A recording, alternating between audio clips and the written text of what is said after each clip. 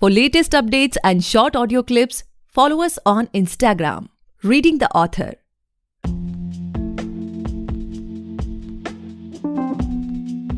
Hey guys, welcome back to the podcast Reading the Author, a unique show where we read authors' mind and not their book. Meanwhile, I truly believe and pray that you and your families are completely safe and healthy as well. Today we have Kochery C Shibu sir with us, the author of Faith and the Beloved. Today's episode is a recorded interview which was already aired a month ago, and with the full consent of the author, we are uploading it here in a podcast format. For more details, check the description. Hi guys, I'm Divya from Storia. So as we know, Storia is a platform of storytellers. We are these young enthusiastic students who are trying to make a change with our stories around. So today we have with us a very special guest. Kochery Shibu is an author. He is an Indian novelist and entrepreneur. He's written books like Men and Dreams in Dolladar and Faith and Beyond. He has served the Indian Navy and commanded 2 warships. He has also executed hydroelectric projects in the Kochery Basin in Karnataka, Beas River Basin in Himachal, and Teesta River Basin in Sikkim. His book, Faith and Beloved, is occupied by characters that have been inspired by people Shibu has encountered during his long travels. Let's get in conversation with our very special guest, Shibu. Let's go ahead with the interview. Okay, sir. Our first question to you is, this being your second book, how did you manage to flesh out such intricate emotions in this descriptive style? So I would like to bring some, let's say, light on the way I work. So I believe that crux of every book is I believe in that character sketching, and the characters coming alive to the readers is of foremost importance to me.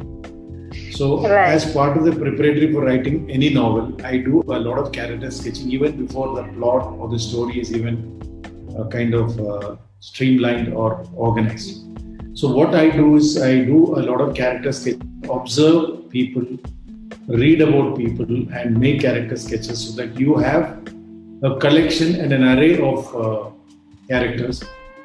And once I start writing the story, about what is suitable and then adapt them to the story and flesh them out.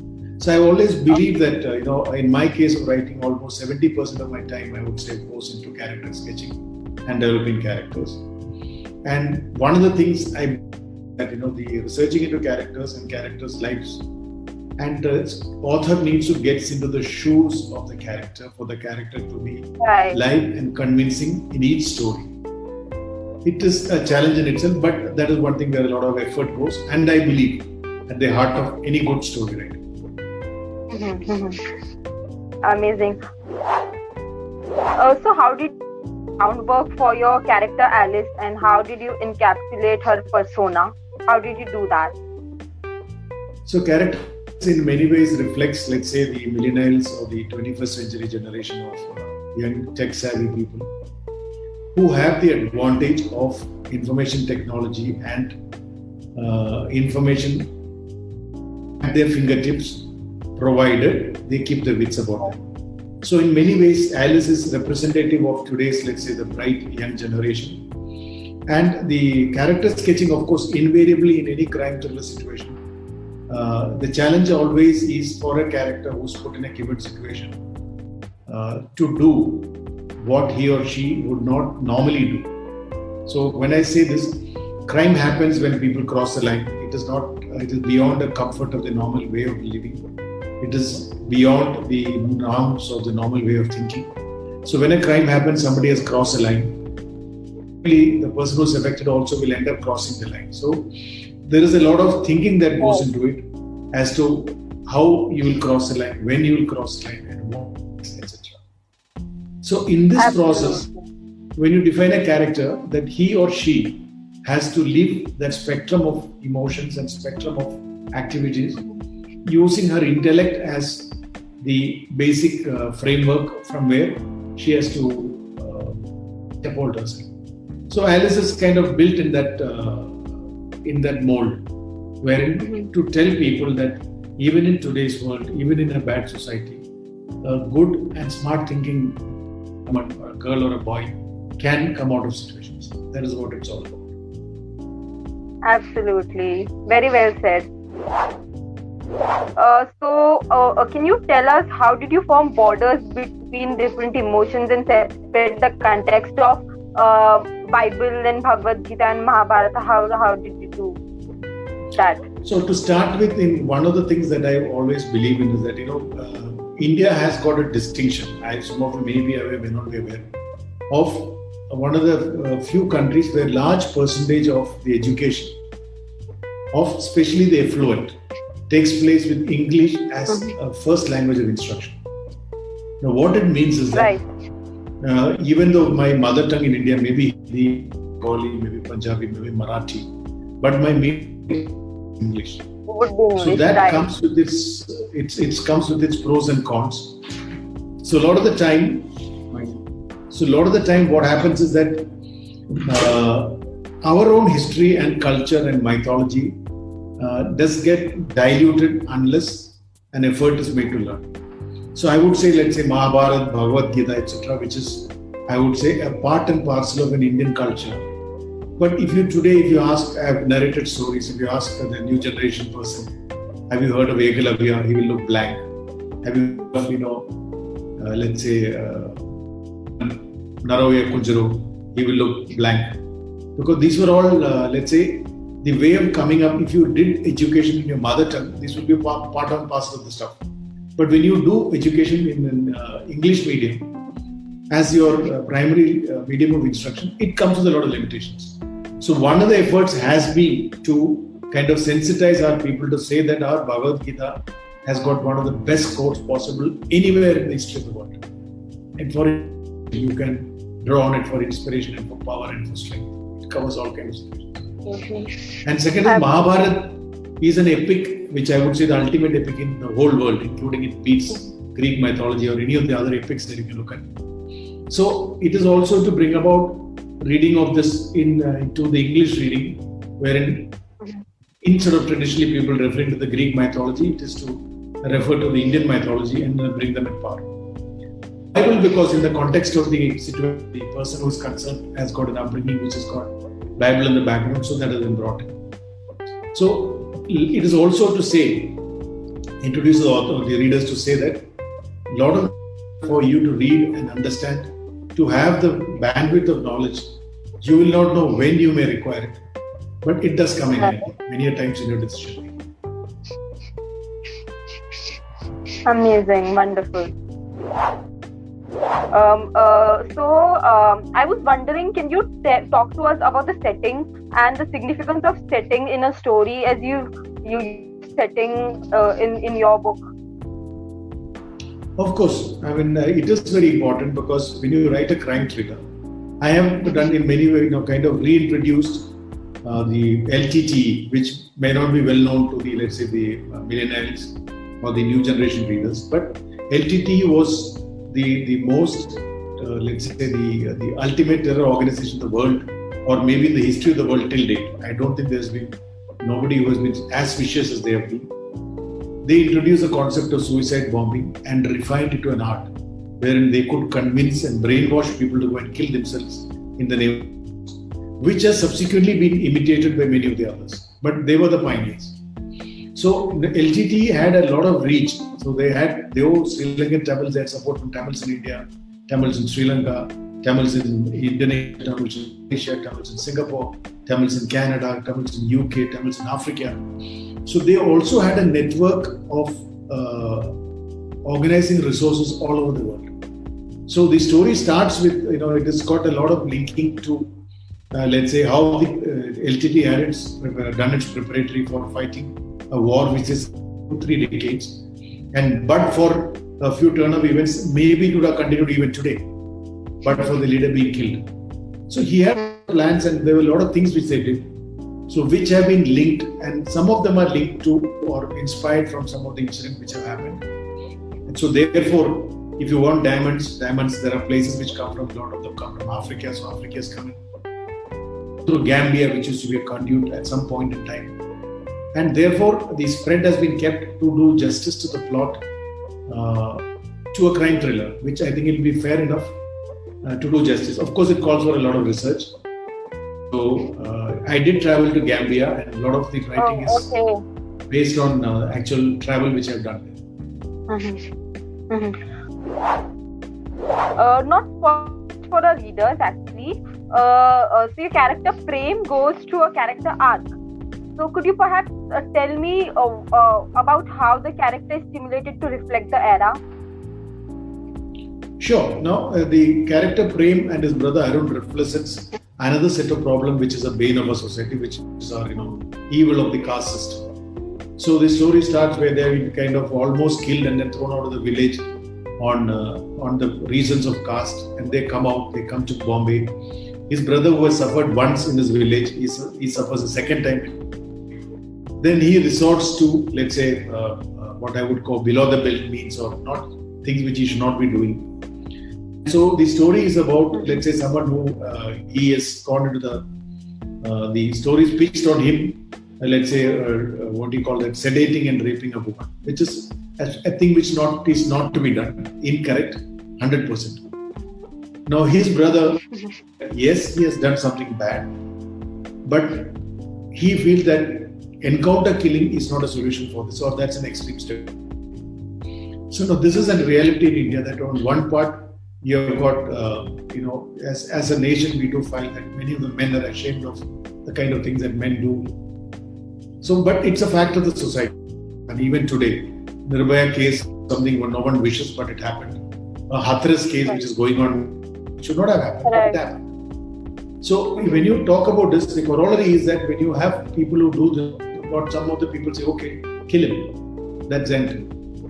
So many people agree with that, but okay, in this he feels that no, someone else should decide that someone has done a mistake, so kill him. I don't accept that. So he believes that he has got a limitation, that he as a child has grown up in a family of men. His only family he knows his brother. There are no women. So when he comes up like this, and he cannot possibly correlate or fathom the amount of wrong that has been done by his brother, or he himself, who's unwittingly party to it. So in the bargain, he thinks that justice is not for someone else to decide. If someone else can cross the line and kill his brother, he will take revenge. So a very brilliant student who should have normally become an IT CEO and done a good life, a dream Indian life, as people would call it today, get a good IT job, good livelihood, and live colorfully. He prefers to go on the path of retribution because he believes that there is no life if there is no love. And a life without love is not worth living. And he believes that his love life was with his brother, and that has put an end. So he would like to as the end of his life, or the end game in his life. He chooses that. So it's quite a turn. I also agree. It's quite a turn that it takes from the beginning to the end, from a very good, brilliant student to a victim that he's become towards his end. Well said. As a writer, so how do you think stereotyping can be used as an effective tool to enhance the pace of the? I think stereotyping in itself is bad, personally. So I have not tried to stereotype, though I say that if you look at it, if you read the book carefully, it is a slice of the society. It is not to stereotype. So it is not to stereotype to say that that is one thing which I believe that stereotype because you're not being able to get the skin of the character or the shoes of the character and do justice the way it should be done. So what is done in a crime scenario is that finally a crime is a crime, a murder is a murder. Right. So you try to remove the biases and try to present the character without being judgmental. If that is being stereotyped, then okay, I have nothing to say for that. But when you reflect the society, it is unfortunate as it may be, many of the readers find it unpleasant. And one of the challenges is a large number of the audience who reads the English novels in India are what I would say, who rarely step out beyond their drawing room. They do not really have much connection with the, let's say, the rough and tumble world. live in Right. mostly safe environment, secure environment.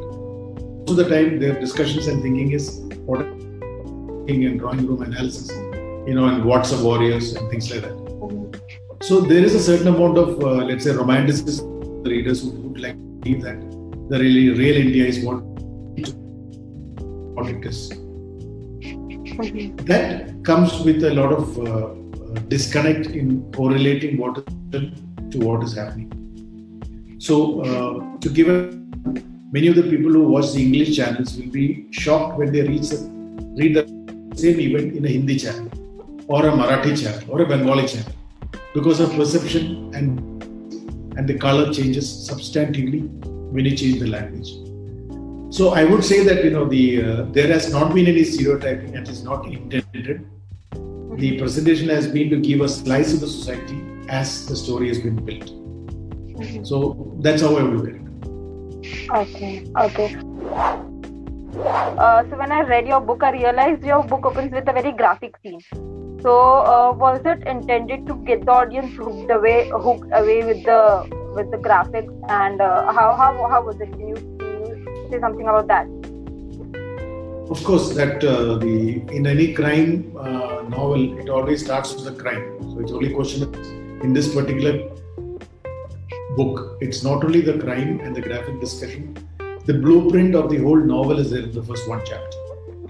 Because it's about, we are telling upfront that there's a murder which is, and you're telling you somebody, and the rest of it is not why it is not known, and what are the background events are not known. And the first chapter is kind of got links to almost every other chapter and every other character. So the first chapter forms a blueprint. The graphic description is also in many ways a challenge to the reader. If he or she is a discerning reader, then they will be able to pick the threads and see how the first chapter connects with each of the chapters. If you do a fast reading or a shallow reading, you will not be able to connect, especially with chapters 2, 3, 4, 5, 6. Till you reach chapter 7 or 8, then you can see how this way missed out on the link. They'll go back searching for the threads. So the first chapter is, I would say it is by design meant to be a blueprint and a framework which whets the appetite of the reader, as well challenge his capability to keep track of a plot as it moves forward.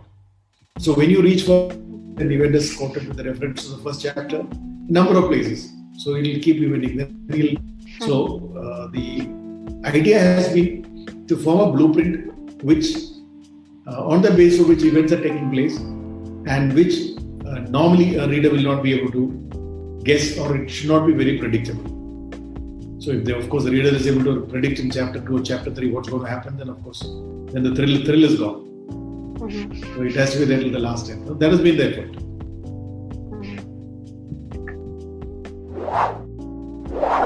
Beautifully put forward. Can you tell me the significance of the $500? That is a kind of, I'd say it's a blast from the past.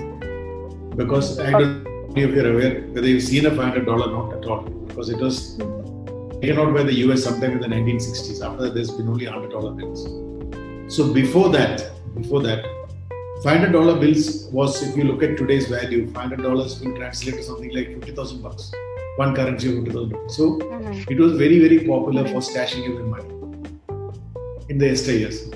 So when they, let's say, removed the $500 bills completely from the circuit, some of the dollar bills which were in the market or held with the, let's say, the underworld, used to be transacted between them for some of the large-scale transactions, and the traditional method of wherein you tear a note and mass the two. And because it's a $500 bill, there are not many available in the market. There are only a handful of them. So it is only for really, really exclusive deals. So in many ways, of course, you could have done this with a $100 bill. We know it was a matching it. But this was just to kind of remind the readers of an event of the past where $500 bills used to have a lot of say in matters. Today we are saying that it is only done for very, very exclusive and high value deals. It is still believed to happen. Of course, I have no way of doing this, but it is still believed to happen. And that is why it has been brought out. So it is kind of taking people walk lane to see why the $500 bills and how it used to be in the 50s and 60s. Okay. Your book, I realized you've used a lot of detailing. So, and your style of writing is very descriptive. So you seem to incorporate every little detail in your book. So how significant is detailing according to you? This is an area of a lot of what I would say, writer's prerogative and the reader's choice. There are two conflicting interests here, because as a writer, I believe that when you cover character sketching well or events well, a lot of detailing is required. If I were to tell you that somebody in 2005 or 2006, if you do not give enough details on how he traveled, what happened in those days, what was the scenario people have called, you are not actually justice to someone or a reader who wants to feel the pulse of the time. If you just want to make it an event to say that somebody went during that and came out, and you do not want the reader to get a pulse of that time, detailing is not required. So I believe when you write a story which is transcending time, it's almost 3 stories start sometime in the 90s and finishes in the current day time. So it's almost 3 decades. Just feel a pulse of the time when you're reading that. When you're reading, let's say the novel starts with the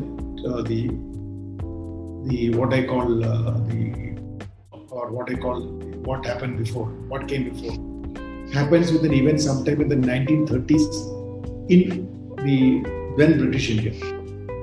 So to write those few sentences, of course, one has to go back in time and discuss, research, find out, so that there's one more chapter where I talk about the India of the 1930s and the northern part of India. So the reader should feel that time when you read. So to feel that, you need to have the detailing. But let's say if that is not the aim of the author, you just want to tell him this event took place then, but I'm bringing him back to the current. That style of writing will be different. So in this particular case, a lot of detailing has been given, so that if I tell you that an event took place in Sri Lanka in 2006 or 2005 or 90s, when an reader reads it, you should feel what happened and feel part of that event which took place.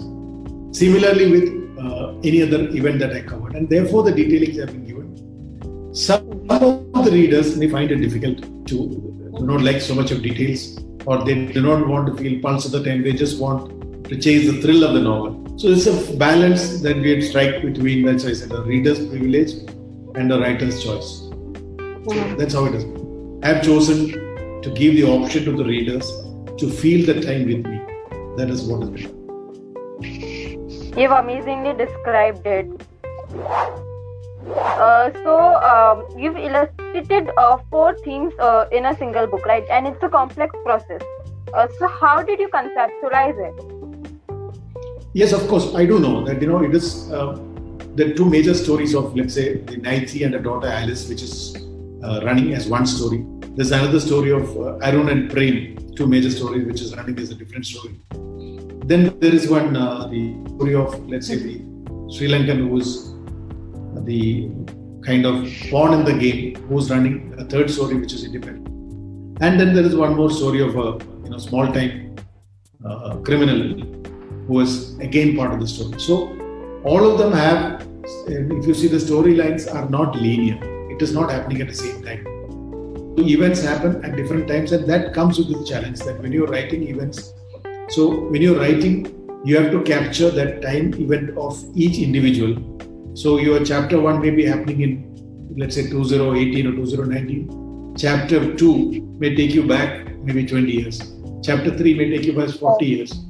And chapter 4 may... So there is a certain amount of, let's say, time and storytelling with, let's say, time in the same storyline.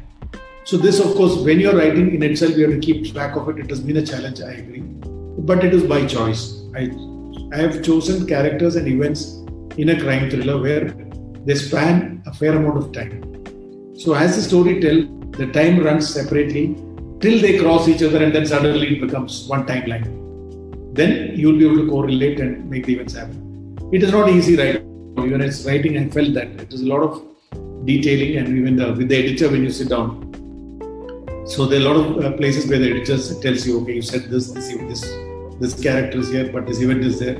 So a lot of editing and a lot of effort gets into making that streamlining that, let's say, time and space coordination, that events are displayed correctly. Of course, it again becomes a little taxing on the readers, because some of the readers will find it a little challenging to read stories on different time frame and then correlate it. But then I believe discerning readers are discerning readers. I'm sure they will like it. We loved hearing to you. So there's this one last question that we want you to answer. If you were to describe your book in one line, what would that line be?